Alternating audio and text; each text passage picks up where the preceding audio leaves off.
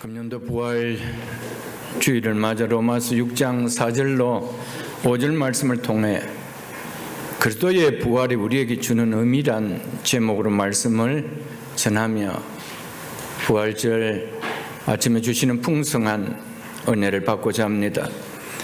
예수 그리스도의 십자가의 죽으심과 함께 예수 그리스도의 부활은 죄인을 구원하는 기독교의 핵심 진리입니다. 우리는 지난주 예수 그리스도의 십자가에 담긴 의미를 살펴보았습니다. 오늘은 예수 그리스도의 부활의 의미를 살펴보며 구원의 놀라운 크신 은혜를 함께 받고자 합니다. 오늘 본문인 앞인 3절에 보면은 무릇 그리스도 예수와 합하여 즉 연합하여 세례를 받은 우리는 세례를 받아 그리스도 예수와 연합된 즉 하나된 우리는 이런 의미입니다. 그의 죽으심과 합하여 세례를 받은 줄을 알지 못하느냐, 즉 세례를 받을 때에 그와 함께 죽었다는 것을 알지 못하느냐라고 말씀하고 있습니다. 그래서 3절 같은 이 말씀을 공동번역에서는 세례를 받고 그리스도 예수와 하나 된 우리는 이미 예수와 함께 죽었다는 것을 모르십니까? 이렇게 번역하고 있습니다. 그러면서 오늘 본문이 시작되고 있습니다. 그러므로 우리가 그의 죽으심과 합하여 세례를 받음으로, 즉 우리가 세례를 통하여 그의 죽으심과 연합함으로써 이런 의미죠. 그와 함께 장사되었나니, 이처럼 성도는 세례를 받아 예수 그리스도와 하나가 되었기에 함께 예수 그리스도와 죽었을 뿐 아니라 그와 함께 장사되었다고 말씀하고 있습니다. 이것이 하나님 말씀이 선포하고 있는 진리입니다.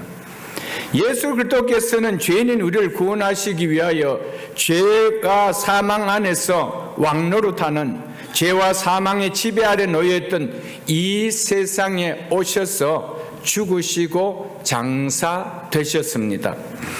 장사는 예수 그리스도께서 십자가에서 완전히 죽었다는 사실을 나타내주는 말씀입니다.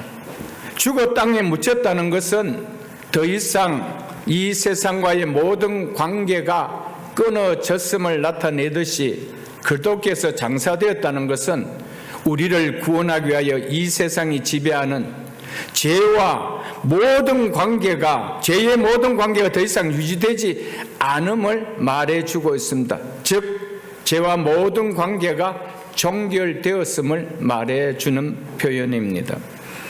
10절에 보면은 그가 죽으심은 죄에 대하여 단번에 죽으심이요라며 그리스도의 죽으심의 목적이 무엇인지를 분명하게 말씀해 주고 있습니다. 그러므로 그리스도의 죽으심과 합하여 세례를 받음으로 그와 함께 장사되었다는 이 의미는 우리가 그리스도와 연합되었기에 우리도 그리스도와 동일하게 이 세상이 지배하는 죄가 사망 안에서 왕노릇하는 이 죄의 관계로부터 완전히 끊어졌음을 말해줍니다. 즉 죄에 노예된 신분이 끝이 났다라는 말씀입니다. 달리 표현해서 자연적인 출생으로 맺어진 아담과의 관계에 의해 사망의 지배를 피할 수 없었던 옛사람이 종말을 고했다라는 이 의미입니다. 그러므로 성도가 그리스도와 함께 장사되었다는 것은 아담과의 관계에 의해 지배되었던 옛사람의 종말을 고한 것으로 죄가 사망 안에서 왕노릇하는 죄의 노예의 신분은 이제 끝이 났다, 이것을 나타내 줍니다. 그래서 6절에 보면은 우리가 알거니와 우리의 옛사람이 예수와 함께 십자가에 못 박힌 것은, 즉 못 박혀 죽은 것은 이 말이죠. 죄의 몸이 죽어 우리의 옛사람을 죄의 몸이라고 하죠. 죄의 몸은 죄의 지배를, 죄의 통제를 받는 몸을 의미합니다. 이 죄의 몸이 예수께서 십자가에 못 박혀 죽으실 때 우리 그 몸이 함께 죽었다는 것입니다. 죽었다는 것은 효력이 잃어졌다는 겁니다. 그래서 죄가 지배하는 그 효력이 우리에게는 끊어졌다는 것이죠.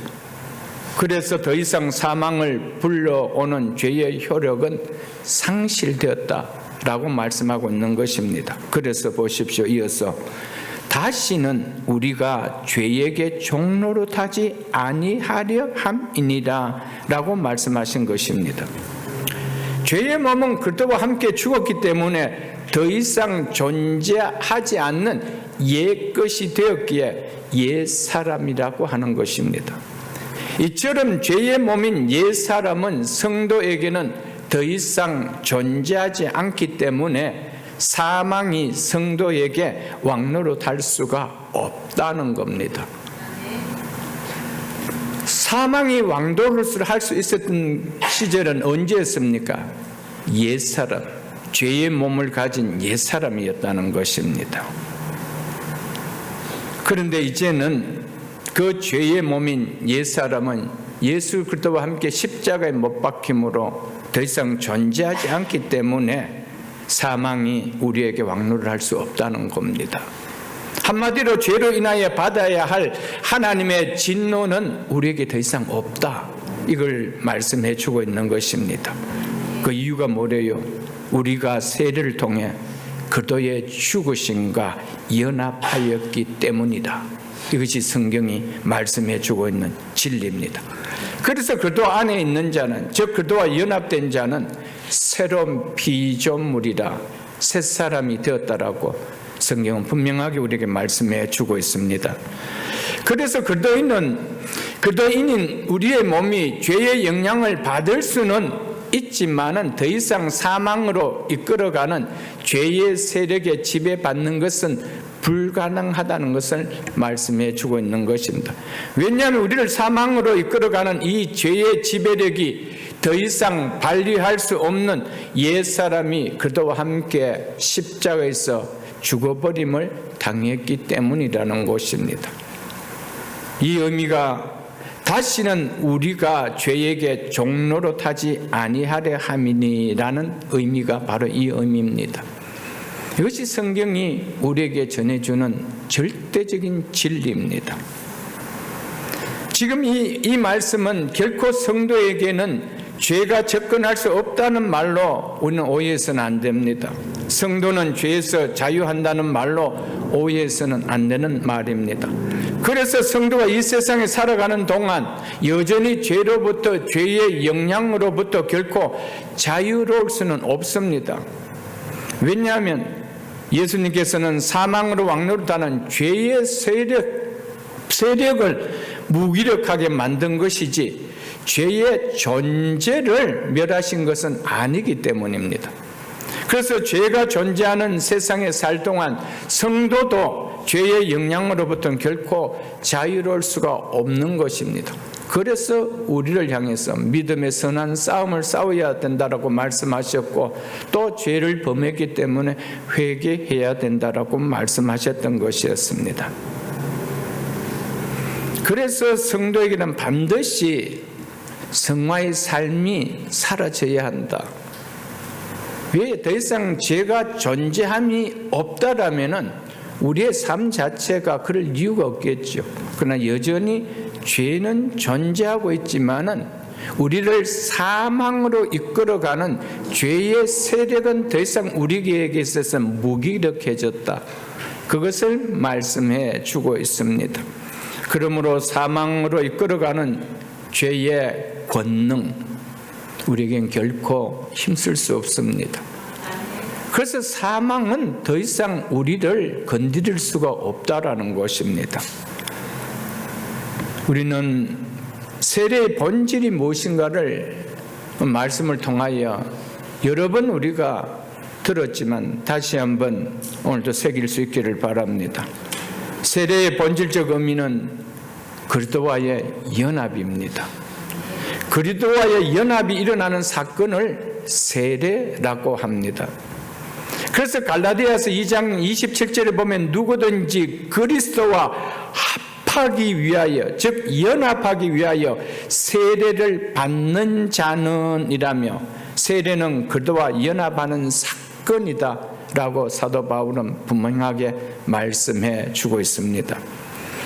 여기서 말하는 세례는 물세례와 같은 외적 의식을 말하는 것이 아닙니다.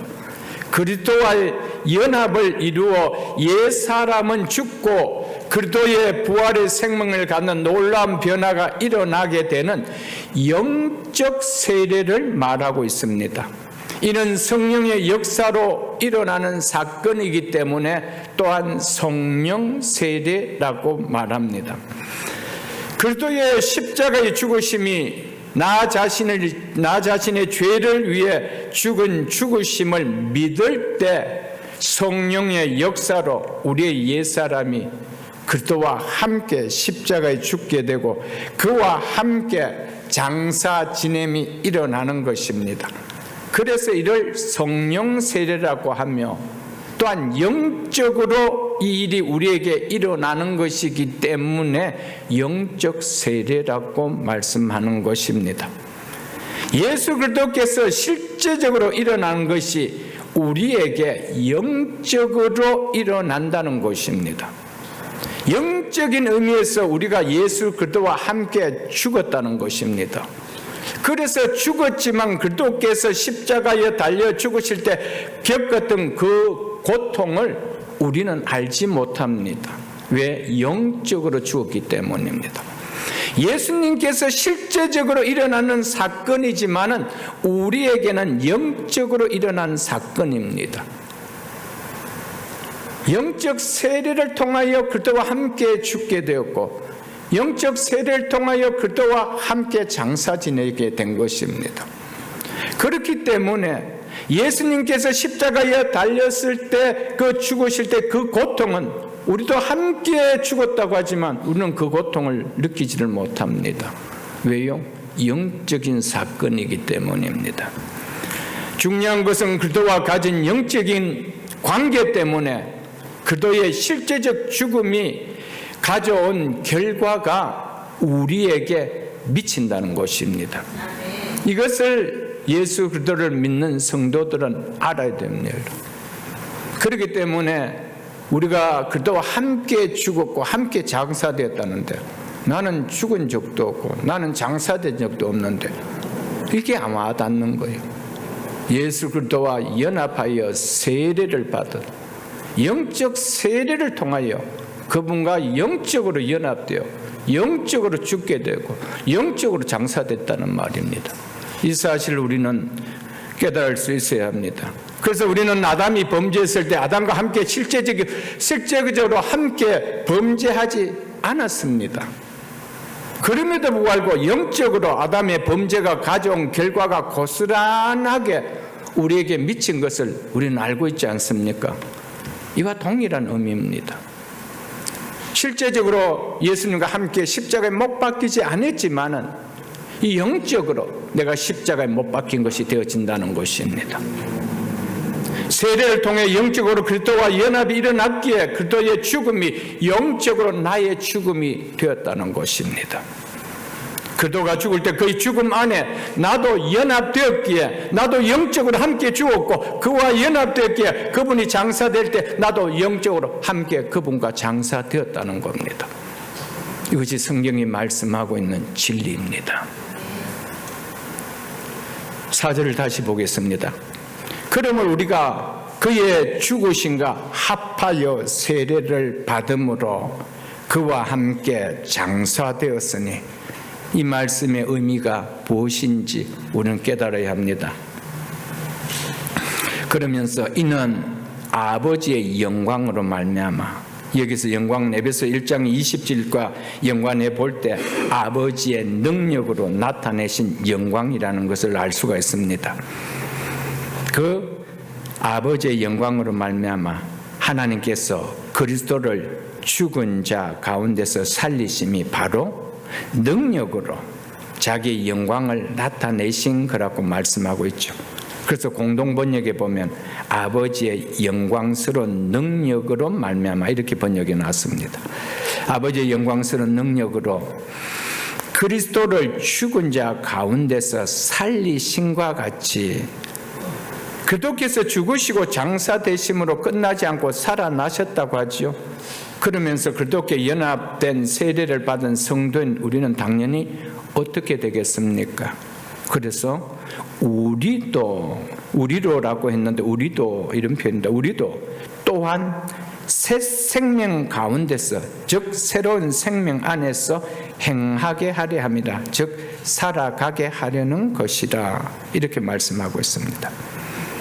이것이 우리가 그리스도와 함께 죽고 함께 장사된 것의 결과로서 주어진 것이라고 하나님 말씀은 우리에게 하고 계십니다. 그리스도께서 죽음에서 새로운 생명으로 부활하셨기에 그리스도께 연합된 우리도 또한 새로운 생명을 얻는 자로 살게 되었다는 것입니다. 여기서 말하는 새 생명, 즉 새로운 생명은 그리스도께서 부활하신 그 생명을 말씀하고 있습니다. 그러므로 그리스도의 부활이 가져다 주는 의미는 장차 우리의 몸의 부활에 대한 보증으로 주신 첫 열매인 것만 아니라 영적으로 우리에게 죽음이 더 이상 관계하지 못하는 그리스도의 부활의 새 생명이 주어졌다는 것입니다. 그래서 더 이상 죽음이 가져올 수 없는 예수 그리스도의 부활하신 그 새 생명이 우리에게 왔기 때문에 우리는 죽을 수 없다는 겁니다. 그러므로 그리스도와 연합을 이루는 세대를 받은 성도는 죄에 대하여 죽는 것뿐 아니라 더 나아가 그리스도께서 부활하신 새 생명을 얻어 그 생명 안에서 사는 자라는 것입니다. 이 영광의 축복을 받은 자가 성도라는 것임을 말해주고 있습니다. 사랑하는 성도 여러분, 성도는 예수 그리스도와 연합했기 때문에 그분께서 우리의 죄를 위하여 죽으시고 또 부활하신 그 새 생명을 우리에게 주어져서 그 생명 안에서 우리가 살아가는 것입니다. 그래서 우리의 존재는 옛사람은 없는 것입니다. 사망을 당할 수밖에 없는 옛사람은 우리에게 이제 없는 것입니다. 이제는 예수 그리스도와 동일하게 사망당할 수 없는 새 생명이 주어진 것입니다. 부활의 새 생명이 주어진 것입니다. 그래서 누구든지 그리스도 안에 있으면, 그리스도와 연합하였다라면 새로운 피조물이라. 이전 것은 지나갔으니 보라 새 것이 되었도다. 아멘. 이제는 옛사람은 우리에게 존재하지 않습니다. 죽음의 세력에 이끌려 가야만 되는 그 사망의 종로로 타는, 사망이 나에게 왕로로 타는 그런 옛사람 내게 존재하지 않는다는 거예요. 사망이 나에게 왔다간 사망은 그냥 가는 거예요. 왜요? 이제는 사망 당할 수 있는 몸이 아니기 때문에. 오늘 본문을 통하여 그것을 우리에게 말씀해 주고 있음을 우리는 기억하게 됩니다. 사도행전을 한번 보겠습니다. 2장 23절로 24절 보겠습니다. 이 예수가 이 말입니다. 이 예수가 하나님께서 정하신 뜻과 미리 아신 대로 내준 바 되었거늘 너희가 법 없는 자들의 손을 빌려 못 박아 죽였으나 하나님께서 그를 사망의 고통에서 풀어 살리셨으니 이는 그가 사망에 매여 있을 수 없음이니라. 아멘. 그래서 에베소 1장 20절에도 보면은 그의 능력이, 즉 하나님의 능력이 그리스도 안에서 역사하사 죽은 자들 가운데서 다시 살리셨다라고 하셨습니다. 하나님께서 예수 그리스도를 사망에 매여 있을 수가 없기 때문에 사망의 고통에서 풀어 살리셨다고 하죠. 사망이 붙들고 있는 죽음의 권세에서 풀어놓아 살릴 수 있는 능력이 이 땅에 존재합니까? 사망이 붙들고 있는 그 죽음의 권세에서 그 쇠사슬을 풀어놓을 수 있는 능력이 이 땅에 존재하는 것이 있습니까? 그래서 누가 그를 사망에서 풀어 살리셨다고 합니까? 하나님께서. 아멘. 하나님만이 우리에게 왕노릇하는 사망의 권세에서 풀어놓을 수 있는 능력이 있다는 것입니다. 하나님만이 사망의 힘을 이길 수 있다는 것입니다. 하나님 능력이 강력한 사망의 힘보다도, 사망의 권세보다도 크기에 우리를 사망의 고통에서 풀어 부활의 생명에 이르게 할 수 있는 것입니다. 영원한 생명에 이르게 할 수 있다는 것입니다. 우리의 힘으로 이것이 가능할 수가 있습니까? 그래서 성령의 역사로 되어지는 일이기 때문에 성령 세례라고 하는 거예요. 성령을 통하여 그 부활하신 그분의 몸에 우리도 동일하게 연합하여 그 생명을 누리게 한다는 것이죠. 예수님께서 사망에 매여 있을 수 없는 분이기에 하나님께서 사망에 풀어 살리셨다라면 예수 그리스도께 연합된 그리스도인인 우리는 사망에 매일 수 있느냐는 거예요. 결코 사망에 매일 수 있는 것이 아니라는 겁니다. 하나님께서 예수 그리스도를 사망에서 풀어주셨다는 겁니다. 왜? 사망에 매여 있을 수 있는 분이 아니기 때문에 사망의 고통에서 풀어주셨다라면 세례를 통하여 그분과 연합되어 있는 성도인 우리는 그분이 사망에 매여 있을 수 없다라면 우리 또한 매여 있을 수 없다는 겁니다. 이것이 성경이 우리에게 가르쳐주는 구원의 진리입니다. 그분과 연합되어 있기 때문에. 그래서 우리 또한 사망에 매여 있을 수가 없다라는 것.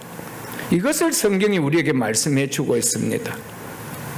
우리가 세례로 예수 그리스도와 연합되었기 때문에 죽은 자 가운데서 그들을 살리신 하나님의 영광스러운 능력이 우리에게도 같은 일을 행하셨기 때문에 우리도 사망에 매여 있을 수 없다는 겁니다. 성도는 사망이 없습니다. 죽음이 없습니다. 죽음을 통하여 영원한 부활의 생명을 가진 그 생명의 나라로 들어갈 뿐입니다. 예수 그리스도를 죽은 자 가운데서 살리신 그 하나님 능력이 동일하게 죄로 말미암아 사망이 왕노릇하는 사망의 권세 아래 있었던 우리를 또한 그리스도의 부활하신 새 생명으로 살리셨다는 것입니다. 왜 성부 하나님께서는 사랑하는 독생자를 율법의 다스림을 받는 인간으로 이 땅에 보내주셨을까요? 사망의 고통에 매여 한평생 사망의 종로로 타는 모든 자들을 풀어 살려주시기 위함이라고 성경 분명하게 말씀하고 있습니다. 히브리서 2장 14절로 15절을 보겠습니다. 자녀들은 혈과 육에 속하였으며, 혈과 육에 속했다는 말은 사람이다 이 말이죠. 그도 또한 예수 그리스도도 또한 같은 모양으로 혈과 육을 함께 지니시면 인간의 몸으로 오셨다 이 말이죠. 왜 오셨대요? 죽음을 통하여 죽음의 세력을 잡은 자 곧 마귀를 멸하시며 또 죽기를 무서함으로 한평생 매여 종노릇하는 사망의 종노릇하는 모든 자들을 사망으로부터 놓아 주려 하심이니. 아멘. 예수님께서 죄인인 우리의 죄를 안으심으로 당신이 그 죽음을 통하여 사망이 왕노릇하는 죄의 세력에 매여 사망의 종노릇할 수밖에 없었던 우리를 이 관계로부터 끊어내시기 위하여 오셨다는 것입니다. 예수님께서 십자가의 죽음을 통해 이 관계를 끝냈다는 증거로 나타내신 것이 바로 사망을 이기시고 다시 살아나신 부활입니다. 부활은 사망이 왕노릇하는 죄의 세력으로부터 예수 그리스도와 연합된 자는 완전히 끝나버렸다, 끊겨버렸다. 그 일에 이제 무기력해져 버렸다. 이것을 선포하는 것이 예수 그리스도께서 사망을 이기시고 다시 살아나신 부활의 사건입니다. 그렇다면 예수 그리스도와 함께 죽고 함께 장사되었기 때문에 함께 일으키심을 받은 함께 부활한 우리 또한 사망을 이기고 다시 예수 그리스도와 동일한 부활의 생명을 누리게 되었다는 것입니다. 그래서 우리의 존재가 옛사람이 아니라는 것입니다. 죽음이 삼킬 수 있는, 죽음 앞에서 허무하게 끝나버리는 옛사람이 아니라는 거예요. 죄의 몸을 가진 자가 아니라는 겁니다. 예수님께서는 자기 백성들의 죄책을 자신에게로 전가하시는 것을 허용하시자마자 예수님은 죽음의 영향을 받는 존재가 되셨습니다. 그래서 죽으실 수가 있었습니다. 예수님은 죄가 없으신 분이시기에 우리의 죄를 속하기 위하여 우리의 죄를 안을 수가 있으셨습니다. 만일 그분이 죄가 있는 분으로 이 땅에 오셨다라면 우리의 죄를 그분이 안을 수가 없습니다. 당신 죄를 통하여 당신이 당연히 영원한 심판을 받아야 되기 때문에 여러분과 저의 택함받은 백성들의 죄를 안을 수가 없었습니다. 예수님께서 우리의 죄를 안을 수 있었던 것은 그분은 죄가 없으시기 때문입니다. 그래서 우리의 죄를 안으신 예수님은 우리가 받아야 할 죄의 형벌을, 즉 하나님의 진노를 받으시고 죄의 값인 죽음의 고통을 당하셨던 것이었습니다. 즉 하나님의 진노를 받으셨던 것이었습니다. 그래서 택한 백성의 죄를 속하기 위하여 속죄 제물이 대속 제물이 되셔서 우리가 받아야 할 죄의 형벌을 대신 다 받으셨으므로 우리의 죄가 다 속하여졌다라고 하신 것이었습니다. 그렇기 때문에 사망 가운데 예수님이 더 이상 머무르실 이유가 없으신 것입니다. 그래서 죽음이 예수님을 붙들고 있는 것이 불가능한 일이 되었습니다. 예수님은 죄가 없으신 분입니다. 여러분과 저의 죄를 안으셨기 때문에 그 안으신 이유는 여러분과 저가 당해야 될 죄의 형벌을 당하시기 위하여 죄를 안으신 것입니다. 그 죄를 다 당하셨다라면, 그 값을 다 하나님의 공의를 십자가에서 만족시키셨다면은 그분은 더 이상 우리의 죄를 안고 있는 것이 아니시기 때문에, 그분은 의로우신 분이기 때문에 부활하실 수 있다, 이 말씀입니다. 아멘.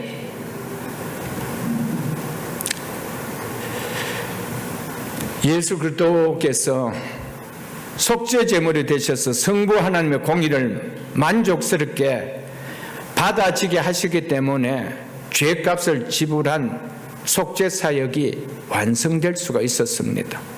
하나님의 공의를 만족시키는 속죄 제물이 될 수가 없었다라면 우리의 죄값을 지불해주는 속죄 사역은 완성될 수가 없고 그분은 다 이루었다라고 말씀하실 수가 없었습니다.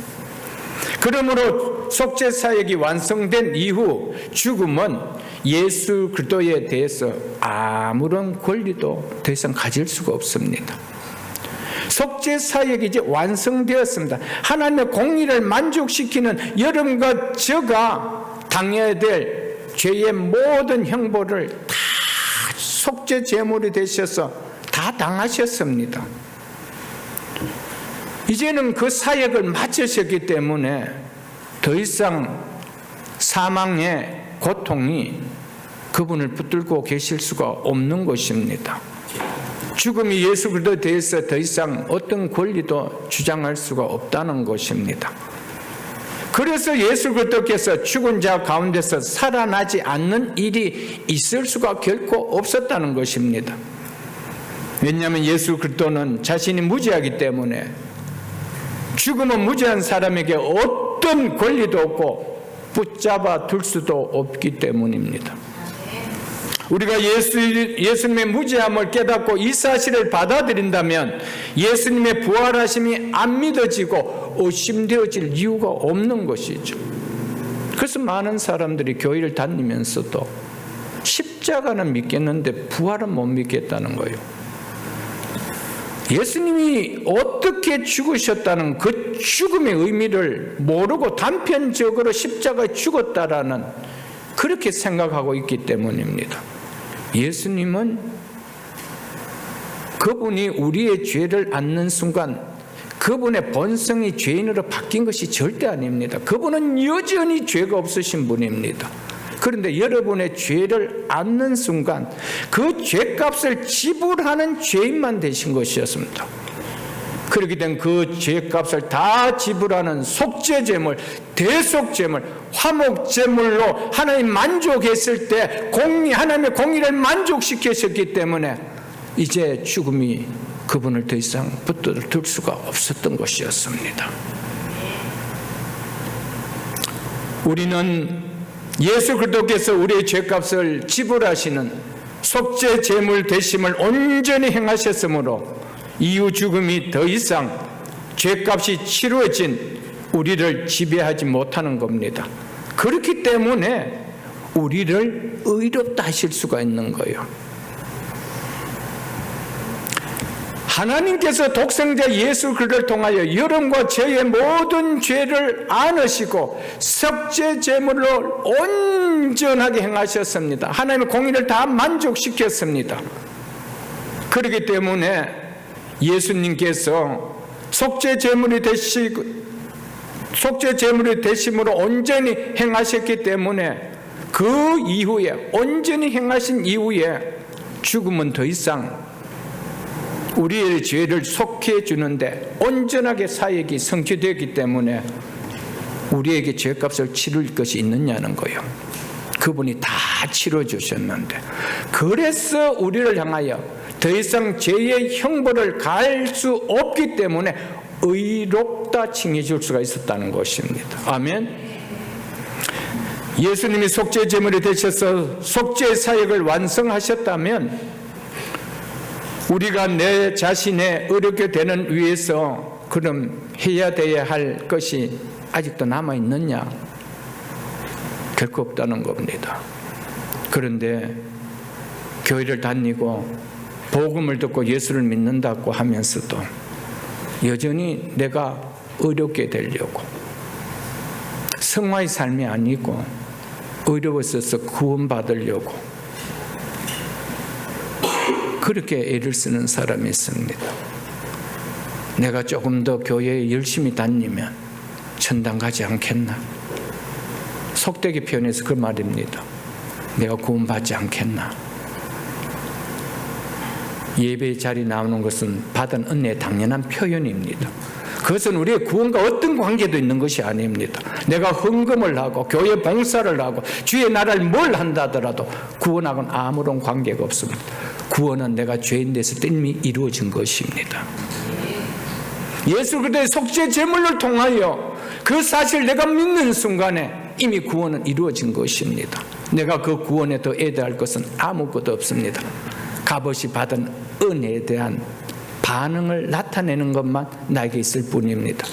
그것이 예배로 나타내고 주의 나라와 주의 의를 위하여 섬김으로 나타내는 것이, 그것이 나에게 어떤 의롭게 되는 보상을 얻기 위함이라면 그것은 행위구원이요, 그에게는 어떤 구원도 일어날 수가 없다는 것을 우리는 알아야 됩니다. 왜냐하면 우리가 어렵담을 받는 일은 예수님 한 분에 의해서 충분히 그리고 완전하게 다 이루어졌기 때문에, 그래서 다 이루었다고 하신 것입니다.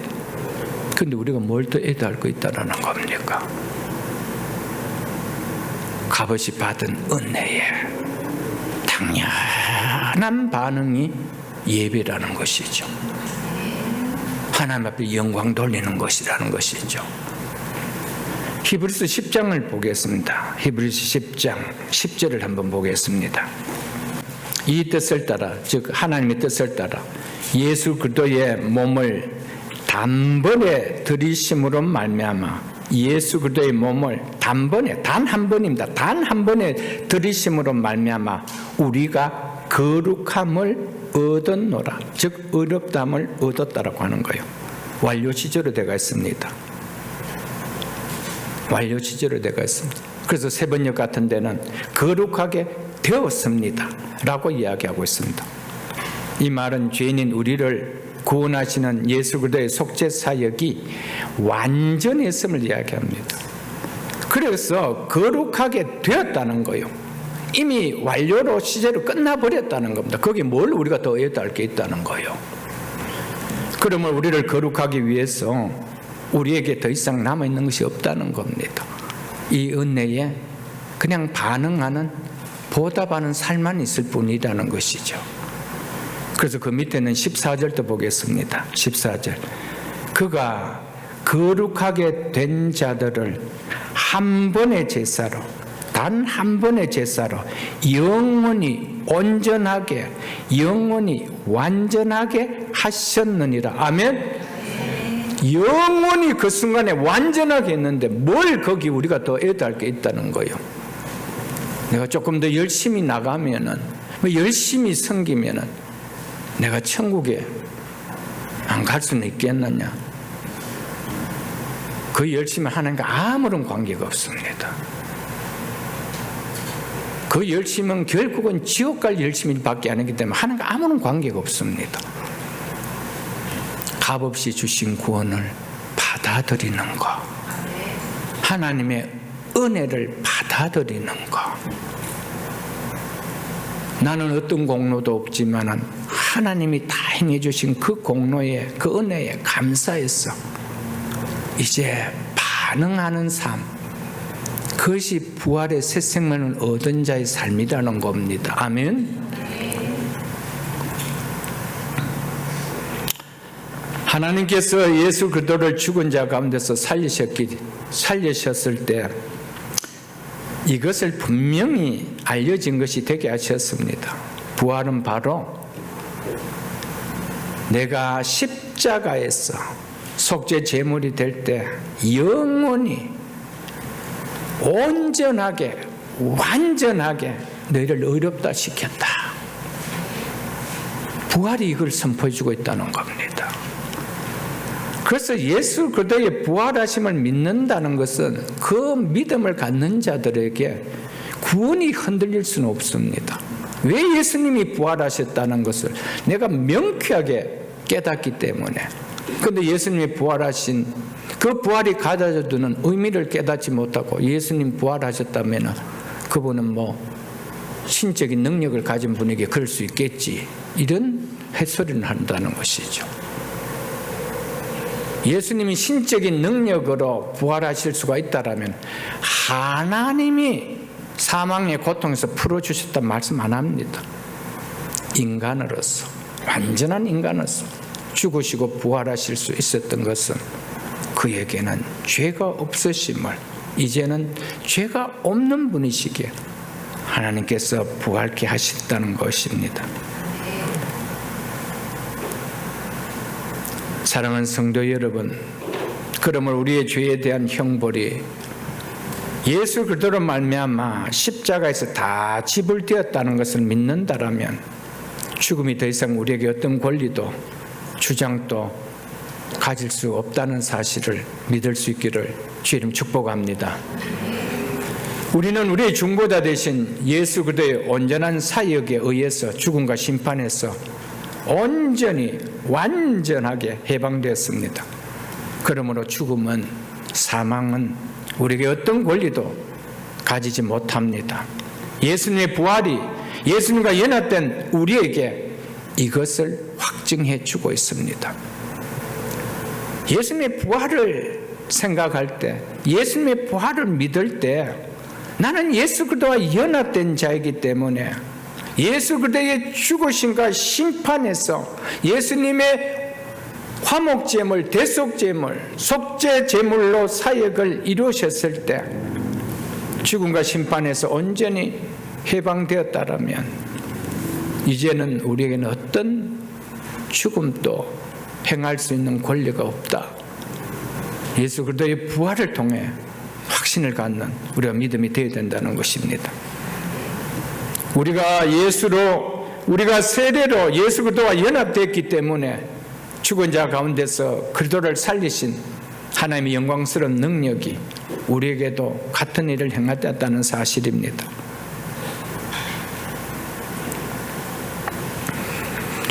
우리는 예수 그리스도와 합하여 세례를 받았기 때문에 예수 그리스도에게 일어난 것은 우리에게도 동일하게 그대로 적용된다는 것입니다. 이것이 구원의 진리입니다. 그래서 예수 그리스도께서 죽을 때 우리도 그와 함께 죽었고, 그가 장사될 때 그와 함께 우리도 장사되었으며, 그리스도께서 부활하실 때 우리도 그와 함께 부활의 생명으로 다시 살아났다는 겁니다. 예수 그리스도의 부활을 믿는다라면 나는 그분의 부활의 생명을 가진 자로 죄의 몸으로 사망당할 수밖에 없는 옛사람이 아니고, 그분이 다시 사망당할 수 없는 부활의 몸으로 부활한 것처럼 우리에게도 그 부활의 생명을 가진 자로 나는 다시 살아났다는 새사람이 되었다는 것이 믿어진다는 것이죠. 그래서 구원이라는 것이 결코 흔들릴 수 없는 복음이요 감사라는 겁니다.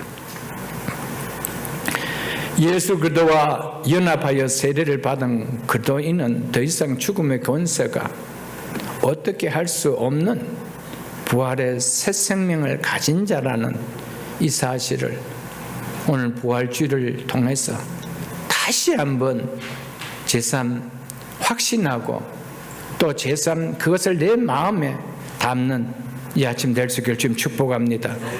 우리가 예수 그리스도를 믿는다는 것은 영적으로 날 구원하신 예수 그리스도와 연합되었음을 믿는 것입니다. 눈에 보이지 않지만 영적으로 세례는 연합의 사건입니다. 그리스도와 연합의 사건입니다. 영적으로 날 구원하신 예수 그리스도와 연합되었음이 믿는 것이 내가 예수 그리스도를 믿는다 이 말입니다. 내가 예수 그리스도를 믿는데 예수 그리스도의 죽음도 예수 그리스도의 부활도 나와는 어떤 관계도 없는 것이 그렇게 말하면서 내가 예수 그리스도를 믿는다라고 말하는 것은 그 우스운 이야기인 것이죠. 이 진리의 믿음을 믿는 믿음을 가져야 예수님이 나와 연합되었다라는 이것이 내가 예수 믿는 것이라는 이 진리의 믿음을 가져야 예수님의 십자가의 죽음이 나와 어떤 관계가 있는 죽음이며 예수님의 부활이 나와 어떤 관계가 있는 부활인지 믿어진다 이 말입니다. 그런데 예수 그리스도를 믿는데 나는 예수 그리스도와 연합된 것이 믿어지지 않는다라면은 예수님이 죽음이 나에게 어떤 관계가 있는지 그게 와닿겠어요? 예수님이 부활이 나와 어떤 관계가 있는지 와닿겠어? 예수님이 십자가에 죽으셨다 해도 그 나와 아무런 관계없는 별나라 이야기같이 나에게 들리는 거예요. 그것이 아무런 나하고 아무 관계없이 들리는 거예요. 그래서 그 예수님이 날 위해 죽으셨다는 성금열 예배도 나와 아무 관계가 없는 거예요. 그런데 예수님의 부활이 무슨 나와 관계가 있겠어요? 죽음이 의미가 없는데 부활이 무슨 의미가 있나요, 여러분들? 예수님의 십자가의 죽으심의 의미가 와닿지 않는데 부활의 의미는 와닿을 수가 없는 거예요. 왜냐하면 예수 그리스도의 죽으심과 부활은 불가분의 관계입니다. 이거는 분리할 수 없는 관계이기 때문에 그렇습니다. 그렇기 때문에 그와 연합된 우리에게 있어도 예수님의 죽으심과 예수님의 부활은 분리될 수 없는 것처럼 내 옛사람이 죽은 것과 예수 그리스도의 새사람으로 새 생명, 부활의 생명으로 살았는 것은 분리될 수 없는 사건이라는 것이죠. 그렇기 때문에 예수 그리스도와 연합됨이 예수 그리스도의 믿음으로 와닿지 않고 예수 그리스도와 연합된 사건이 세례인 것이 믿어지지 않으면 그는 참 믿음이라는 것이 내 행위를 통해 뭔가를 의를 이루어 보려고 하는 그냥 몸부림이요. 그 몸부림은 치면 칠수록 뭐죠? 힘든 거예요. 너무 힘든 거예요. 골로새서를 한번 보겠습니다. 골로새 2장 12절을 보겠습니다. 중요한 말씀을 사도 바울은 골로새 2장 12절에서 말씀하고 있습니다. 너희가 세례로 그리스도와 함께 장사되고 또 죽은 자들 가운데서 그를 일으키신 하나님의 역사를, 즉 하나님의 능력을 믿음으로 말미암아, 즉 믿는 믿음을 통해서 그 안에서, 즉 그리스도 안에서 함께 일으키심을 받았느니라, 함께 살아났느니라, 이렇게 말씀하고 있습니다.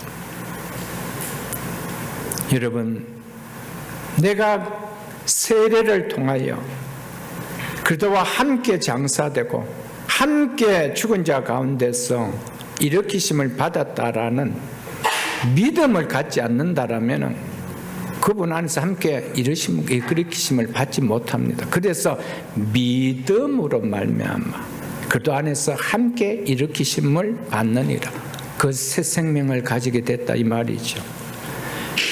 그리스도의 부활은 믿음으로 함께 세례를 받은 그리스도와 연합된 성도의 부활을 필연적으로 가져오게 한다는 것입니다. 믿으십니까? 그러므로 믿음으로 그리스도의 죽으심과 연합하여 세례를 받은 성도에게 부활의 새 생명은 그리스도의 부활로 말미암아 필연적으로 주어지는 결과라는 사실을 우리는 반드시 알아야 됩니다. 부활의 새 생명, 부활하신 예수님의 그 부활의 새 생명, 예수님의 부활로 말미암아 예수 그리스도와 연합하여 세례를 받은 우리에게는 필연적으로 주어지는 결과라는 겁니다. 그분이 왜 부활하실 이유가 없으신 그분이 왜 죽으시고 부활합니까? 우리에게 그 부활의 생명을 주시기 위함입니다. 그래서 죽으실 이유가 없으신 그분이 인간으로 오셔서 죽으시고 부활하신 거예요. 왜요? 우리와 연합하여 그 생명이 너의 생명이 될 수 있도록. 그래서 예수님의 죽으심과 연합하여 세례를 받은 우리는 부활의 새 생명이 주어지는 것은 예수 그리스도의 부활로 말미암은 필연적 결과로 주어진 것이라는 것을 우리는 꼭 기억해야 합니다. 그래서 오늘 본문 5절에 뭐라고 이야기하는지 보십시오. 오늘 본문 5절에 만일 우리가 그의 죽으심과 같은 모양으로, 즉 같은 죽으심으로 그와 연합한 자가 되었으면 또한 그의 부활하심과 같은 모양으로 같은 부활로 그와 연합한 자도 되리라. 아멘. 그래서 이렇게 말씀해 놓은 거예요. 이처럼 성도는 그리스도의 죽으심과 장사에만 연합된 것으로 마치는 존재가 아니라 그리스도의 죽으심에 연합하였다면 반드시 그리스도의 부활에도 연합한 자가 된다라는 것이 성경이 선포하는 진리입니다. 이것이 구원의 진리라는 것입니다. 믿음으로 그리스도의 죽으심에 연합하였다면 그리스도의 부활에도 연합되는 것은 필연적이라는 것이 신실하신 하나님의 말씀입니다. 이 사실을 믿을 수 있기를 주님 축복합니다. 중요한 것은 믿음으로입니다. 세례는 믿음으로 받기 때문에 그래요. 세례는 믿음으로 일어나기 때문입니다. 믿음을 통하지 않고는 연합되어질 수가 없습니다.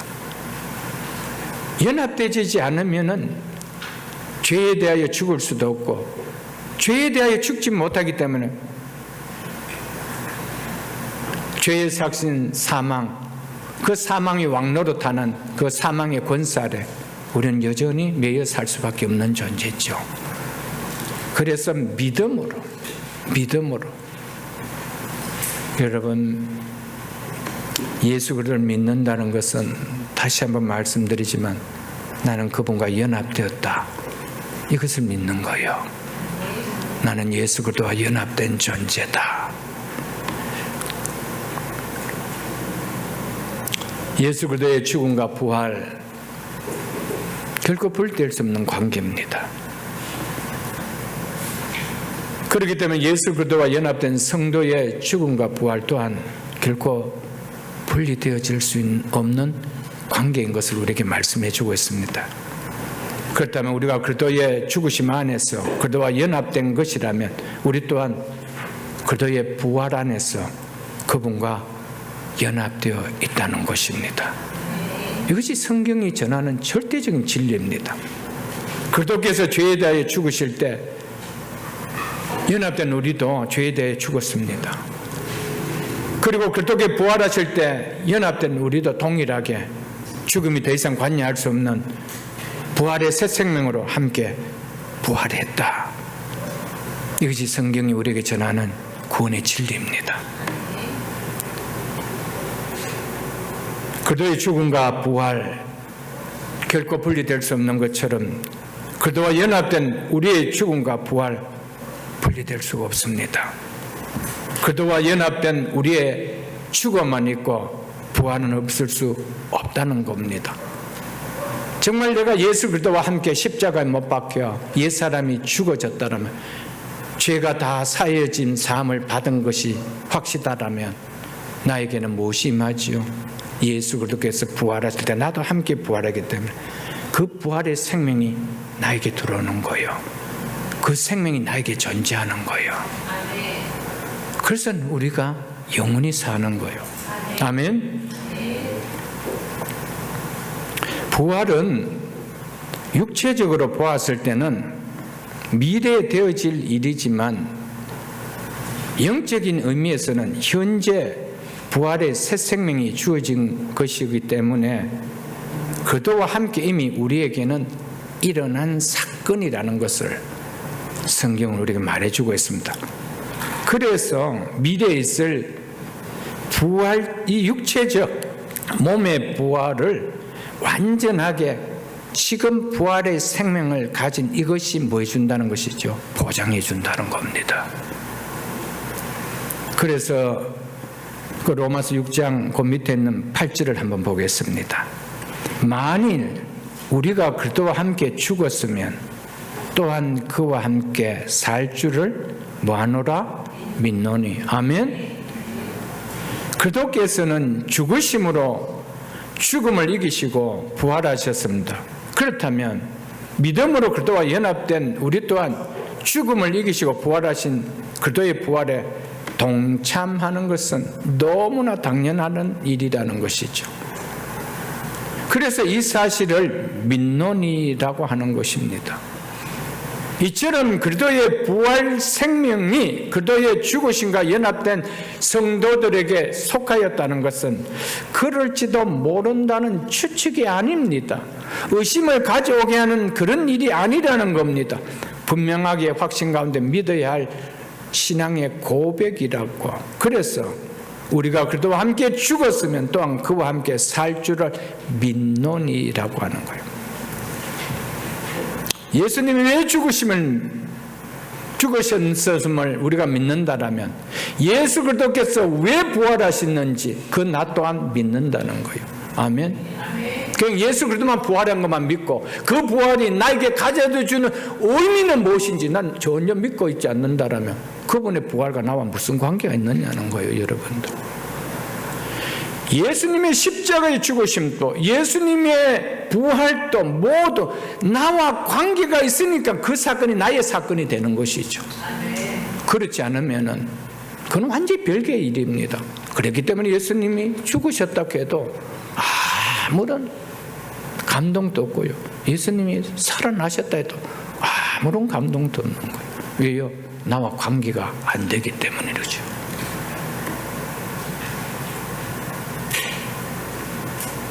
여기서 우리가 또한 그와 함께 살 줄 믿노라는 의미는 미래에 일어날 우리의 몸의 부활을 의미한다기보다 5절에서 만일 우리가 그의 죽으심과 같은 모양으로 연합한 자가 되었으면 또한 그의 부활과 같은 모양으로 즉 부활로 연합한 자도 되리라고 하신 말씀처럼 지금 그리스도의 부활의 새 생명에 연합되었다는 것을 말해주고 있습니다.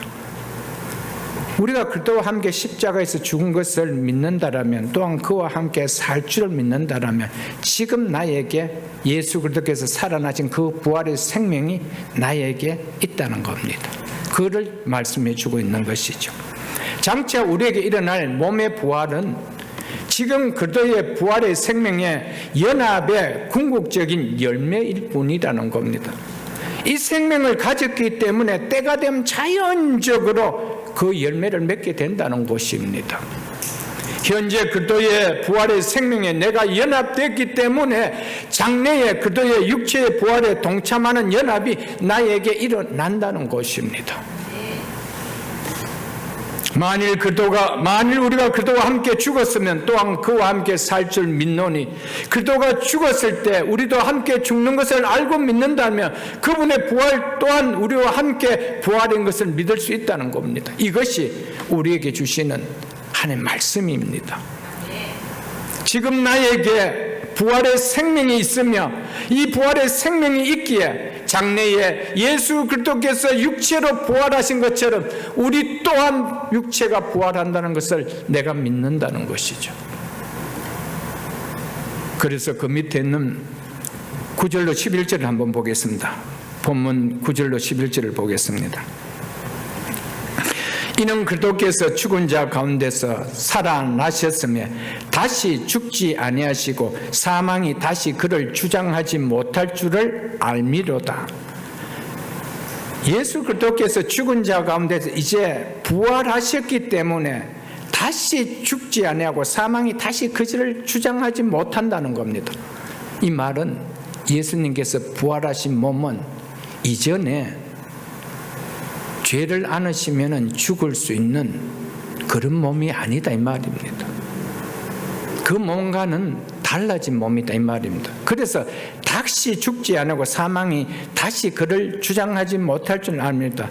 왜냐하면 이유 접속사가 들어갑니다. 왜냐하면 그가 죽으시면 죄에 대하여 단번에 죽으시며 그가 살아 계시면, 그가 부활하시면 이 말이죠, 하나님께 대하여 살아 계심이기 때문이다. 이 말씀하고 있습니다. 이 말씀이 아주 중요합니다. 그가 살아 계시면 하나님께 대하여 살아 계심이다. 이 말씀은 부활 전의 몸과 부활 후의 몸은 다르다는 것을 말씀해 주고 있습니다. 더 이상 죽음이 주장할 수 있는 몸이 아니라는 겁니다. 십자가에 달렸을 때는 사망이 주장하여 그가 죽임을 당하셨지만 부활 이후에는 사망이 주장할 수 없는 몸이 되었다는 겁니다. 그 말씀이 그가 살아나시면 하나님께 대하여 살아 계십니다. 이렇게 말씀하고 계시는 겁니다. 중요한 11절을 보겠습니다. 이와 같이 너희도 이 너희에 여러분과 저가 포함되어야 됩니다. 여기에 내가 포함되지 않는다는 것은 정말 불행합니다. 이 사실을 믿지 못한다면 너무너무 불행합니다. 이와 같이 너희도, 이 말은 무슨 말입니까? 너희가 세례로, 믿음으로 세례로 그도와 연합된 자가 맞다면 이 말이죠. 너희 자신을 죄에 대하는 죽은 자요, 그도 예수 안에서, 누구 안에서? 그도 예수 안에서 그와 연합된 자이기 때문에 우리도 어떻대요? 하나님께 대하여 살아있는 자로 여길지어다. 아멘. 이게 복음입니다. 우리의 옛사람이 예수 그리스도와 함께 십자가에 죽었을 때, 그때 옛사람의 나와 그리스도와 함께 부활하여 새 생명을 가진 지금 새사람의 나와는 결코 같지 않는 완전히 다른 체제, 다른 영역에 속하여 사는 자라는 것을 말해주고 있습니다. 그래서 그리스도 예수 안에서, 여러분과 저는 그리스도 예수 안에 그분과 연합된 자인 것을 믿습니까? 그렇다면 하나님께 대하여 살아있는 자로 여길지어다. 예수 그리스도께서 부활하신 후에 하나님께 대하여 살아있는 자라면은 그와 연합된 너희도 하나님께 대하여 살아있는 자로 여기라는 거예요. 이게 복음인 거예요. 우리는 뭘 믿죠? 하나님 말씀을 믿는 거예요. 하나님 말씀이 무엇이라고 하느냐? 그 그 말씀이 우리의 구원을 가져다 주는 것이죠. 내 생각을 믿는 것이 아니요. 사망이 다시 주장하지 못하는 하나님께 대하여 살아있는 자가 바로 그리스도인의 정체성이라고 말해주고 있습니다. 하나님께 대하여 살아있는 자가 된 것보다 이 땅의 인생으로 축복받은 인생이 있겠습니까? 내 인생이 이런 엄청난 축복을 받은 존재임이 나의 정체성임을 믿는 믿음이 되어야 되죠. 그리스도인이 어떤 존재인지도 모르고 내가 예수를 믿는 그리스도인이다 말할 수 있겠어요? 그리스도인은 하나님께 대하여 살아있는 자입니다. 예수 그리스도와 동일하게 부활의 몸을 가진 하나님께 대하여 살아있는 자라는 거예요. 이게 예수 그리스도를 믿는 그리스도인의 정체성이라는 겁니다. 이 정체성을 가진 그리스도인보다 복된 인생이 있겠습니까? 마태복음 22장 31절로 32절을 한번 보겠습니다. 여기에서 죽은 자들의 부활을 논할 때 이들 누가 그랬냐? 사두개인들이 했습니다. 부활을 믿지 않는 사두개인들이 죽은 자의 부활을 논할진대 하나님이 너희에게 말씀하신 바 32절입니다. 나는 아브라함의 하나님이요 나는 아브라함의 하나님이었다 라고 하고 있지 않습니다. 현재 시제로 나는 아브라함의 하나님이요 I am the God of Abraham 현재 시제를 쓰고 있습니다. 이삭의 하나님이요 I am the God of Isaac 야곱의 하나님이로다 I am the God of Jacob 현재 시제를 쓰고 있습니다. 이들은 다 세상 사람들이 봤을 때 죽어 땅에 묻혀 있는 자요. 그런데 현재 나는 그들의 하나님이요라고 하고 있습니다. 그렇게 하신 것을 읽어보지 못하느냐? 나는 죽은 자의 하나님이 아니요 살아있는 자의 하나님이시니라 하시니 아멘. 아브라함, 이삭, 야곱은 사람들의 입장에 볼 때는 죽은 상태에 있었습니다. 그러나 하나님의 입장에서 볼 때 여전히 살아있는 상태에 있다라고 말씀하고 있습니다. 그래서 나는 아브라함의 하나님이었다가 아니고 하나님이요 라고 말씀하고 있는 거예요. 아브라함, 이삭, 야곱은 죽은 자들이 아니라는 이 말입니다. 현재 영생을 누리고 있는 하나님과 교제하고 있는 부활의 생명을 가지고 있는 자들이라는 말입니다. 하나님은 죽은 자의 하나님이 아니요 살아있는 자의 하나님이라고 하시면 하나님은 죽은 자와는 어떤 관계도 가지시는 분이 아니라는 것을 말씀해 주고 있습니다. 나는 살아있는 자의 하나님이야. 성도가 죽어서 그것으로 끝이 난다라면 그 하나님 우리가 왜 믿을 수 있나요? 그래서 하나님은 나는 살아있는 자의 하나님이요. 이게 진짜 복음인 거예요. 나는 살아있는 자의 하나님이시라. 그러므로 그리스도 예수 안에서 하나님께 대하여 살아있는 성도는 비록 육신이 죽는다 할지라도 죽은 것은 몸일 뿐이지 하나님 앞에서 여전히 살아있는 자임을 우리는 알아야 합니다. 그리고 그리스도께서 재림하실 때 부활의 첫 열매 대신 그리스도의 몸과 동일한 부활의 몸을 입게 될 것입니다. 우리의 영혼은 천국에서 장차 완전한 몸을 입게 될 몸의 부활을 그곳에서 기다리고 있습니다. 구원이 완성된 시간이 육신의 몸이 죽고 영혼이 해분에 간 그때를 가리켜서 신학적 용어로 중간기다 이렇게 말합니다. 완성되지 않았단 말입니다. 우리의 영혼은 해분에서 우리의 몸이 부활할 것을 기다리고 있는 거예요. 그 몸이 부활할 때 완전한 구원이 이제 이루어지기 때문이라는 것입니다. 우리가 예수 그리스도의 부활을 생각할 때 꼭 기억해야 될 것이 있습니다. 예수 그리스도는 사적으로 개인적으로 부활하신 것이 절대 아닙니다. 교회의 공적인 머리로서 죽은 자로부터 부활하셨습니다. 그렇다면 머리만 부활하고 나머지 몸은 무덤 속에 그대로 있을 수가 있느냐는 거예요. 머리와 몸은 분리될 수가 없는 것입니다. 그렇다면 교회의 머리 대신 예수님이 부활하셨다면 그 머리에부터 지체된 우리는 부활 안 할까요? 그렇기 때문에 예수님의 부활은 개인적인 사적인 부활이 아니라는 겁니다. 교회의 공적인 머리로서 부활하셨기 때문에 그 머리 대신 그분이 부활했다면 그 몸에 지체된 성도들 동일하게 부활한다는 겁니다. 그러므로 예수 그리스도의 부활은 성도인 부활을 보증해주는 부활의 보증인 것을 우리에게 말씀하고 계십니다. 그래서 고린도전서 15장 20절에 보면 그리스도는 잠자는 자들의 첫 열매로, 즉 부활의 첫 열매로 불리우셨습니다. 첫 열매가 뭡니까? 추수할 때가 되었다는 것을 확실히 증거해 주는 것이 첫 열매 아닙니까? 이처럼 그리스도의 부활도 우리의 육체가 무덤으로부터 부활한다는 것을 확실히 증거해 주는 것이 예수 그리스도의 부활입니다. 예수 그리스도의 부활은 누구의 부활을 보증해 줍니까?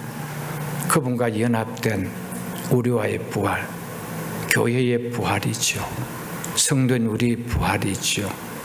그것을 보증해 주고 있는 것입니다. 마지막 한 군만 찾아보고 말씀을 맺도록 하겠습니다. 고린도후서 4장 14절입니다. 주 예수를 다시 살리시니가 예수와 함께 우리도 예수와 함께 나도 믿으십니까? 다시 살리사 너희와 함께 그 앞에 그리스도 앞에 서게 하실 줄 아노라. 아멘. 아노라가 중요한 거예요. 여러분 아십니까? 이 사실 아십니까? 예수 그리스도와 함께 여러분도 나도 다시 살리사 부활하신 예수 그리스도 그분 앞에 서게 할 줄 내가 압니다. 내가 압니다. 이게 믿음인 거예요. 아멘. 여러분 부활주의를 맞을 때마다 예수님의 부활을 만 높이고 그 부활이 가져다 주는 의미를 우리의 구원과 연결시키지 못한다면 죽으시고 부활하신 그분이 얼마나 섭섭하겠어요. 나는 부활할 이유가 없었는데 내가 왜 부활해야 되니? 너 때문인데.